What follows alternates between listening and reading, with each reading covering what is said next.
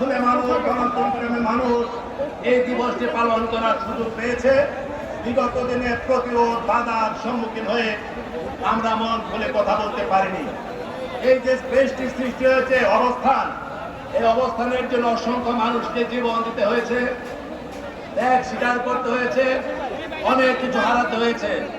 আমাদের নেতৃত্বে জেলবন্দি করে রাখা হয়েছিল, ভারপ্রাপ্ত চেয়ারম্যানকে মিথ্যা মামলা দিয়ে সাজা দিয়ে দেশান্তরিত করেছে, অসংখ্য নেতৃবৃন্দকে আমাদের জেলখানা রেখেছে, গুম করেছে, খুন করেছে, নির্যাতন করেছে, পথে বাধা দিয়েছে, স্টেজ করতে দেয় নাই, মাইক লাগাইতে দেয় নাই, কথা বলার সুযোগ ছিল না। অতএব এই জন্য মহান রাব্বুল আলামিনের কাছে আলহামদুলিল্লাহ, মানুষের অসীম ত্যাগের বিনিময়ে আন্তর্জাতিক দিবসে বাংলাদেশে আজকে নতুন আঙ্গিকে আমরা উদযাপন করতে পেরেছি। বন্ধুগণ, কে পালিয়েছে সেই নাম বলতে চাই না। আজকে আপনারা জানেন, একটা কথা স্মরণ হয়, আমার বলতে হয়, ওবায়দুল কাদের বলেছিল পালাবো না, যদি পালাতে হয় ফখরুল ইসলামের বাসা আছে না, সেইখানে যাবো। আজকে সেইখানে আশ্রয় পাবেন কি পাবেন না, পেতেন কি পেতেন না, সেটা আমি জানি না, কিন্তু দুর্ভাগ্য হচ্ছে আপনি সেখানে যেতেই পারলেন না। এর আগে মুরাদকে বলেছিলাম, তারা যখন ক্ষমতায়, যখন অশালীন বক্তব্য দিয়েছে, বলেছিলাম বিএনপির নেতা কর্মীদেরকে সরিষাবাড়ি থেকে ঢাকায় আনবো, তুমি মুরাদ পারলে পতাকা উড়িয়ে অথবা হেঁটে সেইখানে 1 মাইল জায়গা তুমি অতিক্রম করো, পারে নাই। আজকে সেই ওবায়দুল কাদের হোক, শেখ হাসিনা হোক, তাদের দোষরা হোক, যারা অপকর্ম করতে করতে করতে করতে আপাদ মস্তক ডুবে গিয়েছে, তারা আজকে পালানোর জায়গা সেই সন্ধানও তারা যাওয়ার কোনো সুযোগ নেই।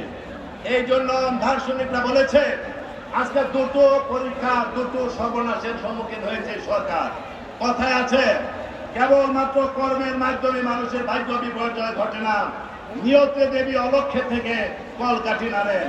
এই শেখ হাসিনার নিয়তি যেটি হবে, তার অপকর্মই সেটা প্রমাণ করেছে। আপনারা জানেন, আমরা অনেকে এইখানে দাঁড়িয়ে বিগত দিনে কথা বলেছি, শেখ হাসিনা তোমাকে বিদায় নিতে হবে, দুটো পথ আছে, জনতার কাছে ক্ষমাকে নিরপেক্ষ নির্বাচন দাও, নিরপেক্ষ সরকারের কাছে ক্ষমতা হস্তান্তর করো, মানুষ তোমাকে ক্ষমা করতে পারে, ইজ্জত নিয়ে যাওয়ার একটু সম্ভাবনা আছে। আর যদি তুমি না যাও, তাকে তোমাকে লাঞ্ছনা না দিয়ে বিদায় হতে হবে। আজকে সেই কথা না শুনে আজকে পিছনের দরজা দিয়েছে, পালাতে বাধ্য হয়েছে। আজকে আমাদের বক্তব্য একটাই, সেই গণতন্ত্রের জন্য মানুষ রক্ত দিয়েছে, আত্মাহুতি দিয়েছে, ত্যাগ স্বীকার করেছে, আমাদের নেতৃত্ব জেল খেটে, আমাদের নেতা দর্শনকৃত হয়েছে, আমাদের অসংখ্য নেতা কর্মী আজকে বাড়িঘর ছাড়া হয়েছে। এই ছাত্র জনতার যে রক্তের বিনিময়ে অর্জিত ফসল, এই ফসলকে ধরে রাখতে হলে স্বাধীনতা অর্জনের চেয়ে স্বাধীনতা রক্ষা করা যেমন অনেক কঠিন, কাজে আমরা যে অর্জন করেছি সে অর্জনকে আমাদের ক্যাপিটাল করতে হবে। এই ক্যাপিটালের উপর দাঁড়িয়ে পূর্ণাঙ্গ গণতান্ত্রিক বাংলাদেশ নির্মাণের জন্য আমাদেরকে এগিয়ে যেতে হবে। আমরা এতদিন শেখ হাসিনা খুনি হাসিনাকে দোষেছি, এখনো তারা দেশের মধ্যে অরাজকতা সৃষ্টি করে দেশকে পঙ্গু করার জন্য সর্বোচ্চ চেষ্টা করে যাচ্ছে। অতএব স্বাধীনতা অর্জনের চেয়ে স্বাধীনতা রক্ষা করা যেমন দায়িত্ব, আজকে রক্ত